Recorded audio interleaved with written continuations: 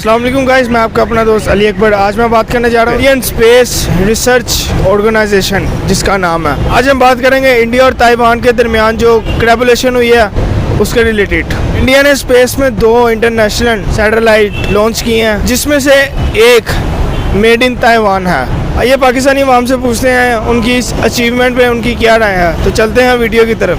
और हाँ, अभी तक आपने मेरे चैनल को सब्सक्राइब नहीं किया तो डू सब्सक्राइब और बेल आइकन पे जाके टिक कर। अस्सलाम वालेकुम। वालेकुम सलाम। कैसे हैं आप? अल्हम्दुलिल्लाह।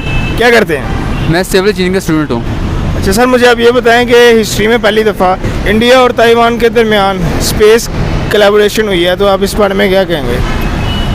बेसिकली कि इंडिया ने एक बहुत अच्छी चीज़ अनाउंस की है अपने मुल्क में, और वो तमाम चीज़ों को अपनी जिनकी एजेंसी है वो कंट्रोल कर रही है। इसी तरह हमारे पाकिस्तान को भी चाहिए कि ऐसी स्पाइस बनाएं, कोई ऐसी चीज़ बनाएं कि जो हमारे आने वाले वक्त को सिक्योर करे। कि पाकिस्तान इतना पीछे क्यों है? बेसिकली इसका एजुकेशन का मसला है, क्योंकि हमारे उस्ताद कराम जितने भी हैं, तमाम उस्ताद कराम इस तमाम पाकिस्तान को मैं कहना चाह रहा हूँ कि हमारे उस्ताद कराम बच्चों को गाइडलाइन नहीं देते। बच्चे FSC कर रहे हैं, उनसे पूछे क्यों कर रहे हैं, कोई पता नहीं। बच्चे ICS कर रहे हैं, उनसे बच्चे पूछे क्यों कर रहे हैं, उनको कुछ नहीं पता। तो जिसके मेन इशू ये कि हमारी उस्ताद कराम और हमारी जो जितने भी हमारे वज़ीर आज़म हैं, इस स्टडी को पीछे कर दिया इन लोगों ने। बाहर के मुल्क में जाकर देखेंगे स्टडी को वैल्यू दी जाती है। हमारे यहाँ पर ये कि मास्टर डिग्री हाथ में होती है और वो कुछ नहीं कर पा रहे, कोई जॉब नहीं होती उनके पास, कुछ भी नहीं होता, जिसकी वजह से पाकिस्तान बहुत पीछे है। सबसे पहले तो कंग्रेचुलेशन कहना चाहूँगा कि बहुत अच्छी अचीवमेंट है। पाकिस्तान को भी चाहिए कि इस तरह अचीवमेंट अचीव करें, लेकिन पाकिस्तान इंडिया से बहुत पीछे जा रहा है। स्पेस इंडस्ट्री के हवाले से पाकिस्तान बहुत पीछे जा रहा है।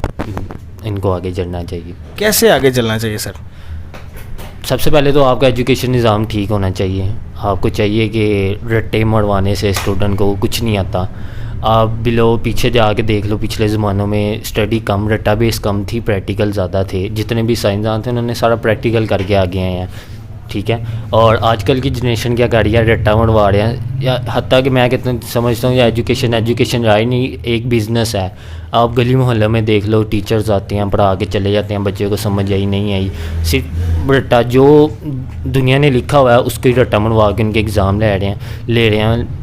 कोई प्रैक्टिकल बेस पे काम नहीं हो रहा। सर, स्पार्को को स्ट्रॉन्ग किया जा सकता है? मैं समझता हूँ बिल्कुल ही नहीं। स्पॉट को कब स्ट्रॉन्ग होगा? जब हमारी एजुकेशन सिस्टम स्ट्रॉन्ग होगा, हमारी इकोनॉमी स्ट्रॉन्ग होगी। हम अभी तक एजुकेशन के मसले सॉल्व नहीं कर सकते। हम पीछे महंगाई का बढ़ा हुआ है, बिजली का बढ़ा हुआ है, मुल्क के और भी बहुत मसले हैं। हमारे जो पॉलिटिक्स हैं वो पार्टियों से बाहर आएंगे तो मुल्क की तरफ ध्यान देंगे ना। वो अपने ही उनके मसले सॉल्व नहीं हो रहे तो वो मुल्क की तरफ कैसे आएंगे? दूसरी बात ये कि एजुकेशन सिस्टम अच्छा होगा तो हम तरक्की कर सकते हैं, और दूसरे ममालिक से राब्ते अच्छे होंगे तो ही तरक्की कर सकते हैं। अदरवाइज़ मुझे पाकिस्तान के इन फ्यूचर में कोई फ्यूचर नज़र नहीं आ रहा। सर, हम कैसे खुद को ठीक कर सकते हैं? ठीक यार, मैं यही कहूँगा कि आजकल टेक्नोलॉजी का दौर है, और आपको जैसे पता है जो थर्ड वार्ड होनी है वो हाथों से नहीं होनी, असले से नहीं होनी, वो हो रहे हैं टेक्नोलॉजी से। हमारे मुल्क अगर IT में ग्रो करेगा तो हम वो थर्ड वार्ड जी सकते हैं। अदरवाइज़ मुझे नहीं लगता कि हम इकोनॉमी अपनी स्टेबल कर सकते हैं। जब तक हमारी इकोनॉमी स्टेबल नहीं होगी तो हम बूस्ट कैसे कर सकेंगे? तो एजुकेशन सिस्टम होगा अच्छा और IT में स्टूडेंट अच्छा परफॉर्म करेंगे तो हम वो थर्ड वार्ड जी सकते हैं, अदरवाइज़ मुश्किल है। कि पाकिस्तान इतना पीछे क्यों है? बेसिकली इसका एजुकेशन का मसला है, क्योंकि हमारे उस्ताद कराम जितने भी हैं, तमाम उस्ताद कराम इस तमाम पाकिस्तान को मैं कहना चाह रहा हूँ कि हमारे उस्ताद कराम बच्चों को गाइडलाइन नहीं देते। बच्चे FSC कर रहे हैं, उनसे पूछे क्यों कर रहे हैं, कोई पता नहीं। बच्चे ICS कर रहे हैं, उनसे बच्चे पूछे क्यों कर रहे हैं, उनको कुछ नहीं पता। तो जिसके मेन इशू ये कि हमारी उस्ताद कराम और हमारी जो जितने भी हमारे वज़ीर आज़म हैं, इस स्टडी को पीछे कर दिया इन लोगों ने। बाहर के मुल्क में जाकर देखेंगे स्टडी को वैल्यू दी जाती है। हमारे यहाँ पर ये कि मास्टर डिग्री हाथ में होती है और वो कुछ नहीं कर पा रहे, कोई जॉब नहीं होती उनके पास, कुछ भी नहीं होता, जिसकी वजह से पाकिस्तान बहुत पीछे है।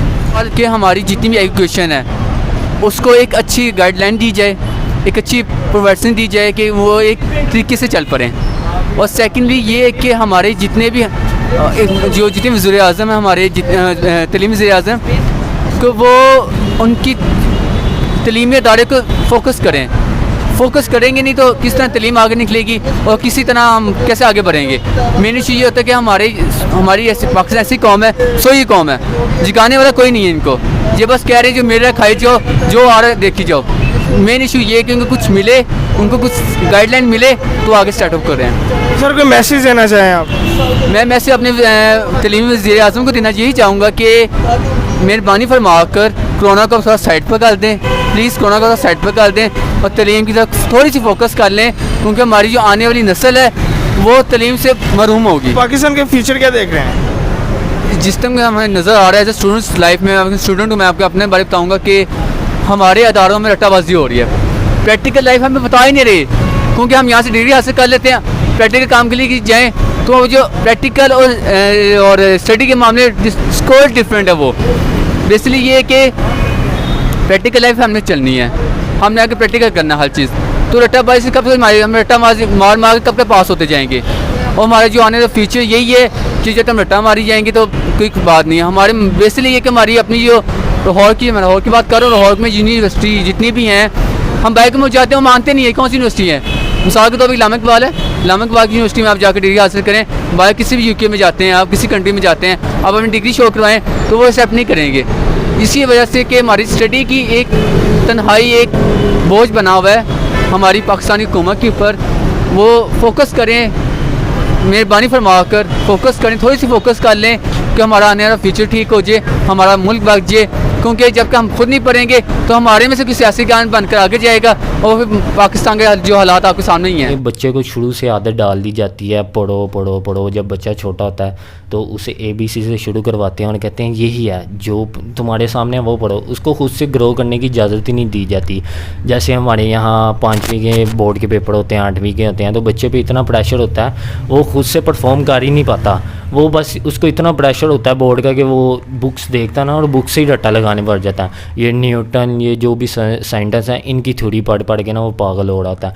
और प्रेशर इतना होता है उस पर कि वो बस उसको कई तरह होता है घर वालों से डांट पड़ेगी, फेल हो गया, तो वो रट्टे के बेस पे इतना लगा रहा होता है कि उसके अंदर जो क्वालिटी है ना वो बाहर नहीं आ सकती। और दूसरी बात ये है कि 10th तक जो सिलेबस पढ़ाया जाता है वो आगे नहीं पढ़ाया जाता, मतलब थोड़ा डिफ़िकल्ट हो जाता है, चेंज हो जाता है। और जैसे ही आप यूनिवर्सिटी लेवल पे जाते हैं तो वो टोटली चेंज हो जाता है। मैं यही कहना चाहूँगा कि सिलेबस को रट्टा मारना बंद करो और प्रैक्टिकल बेस पे ज़्यादा काम करवाओ, रिसर्च बेस पे। हाँ, रिसर्च बेस पे ज़्यादा काम कराओ। बच्चों को भी उनकी क्वालिटी पता चले, उनके अंदर का टैलेंट पता चले, ज़्यादा अच्छा परफॉर्म कर सकते हैं बच्चे।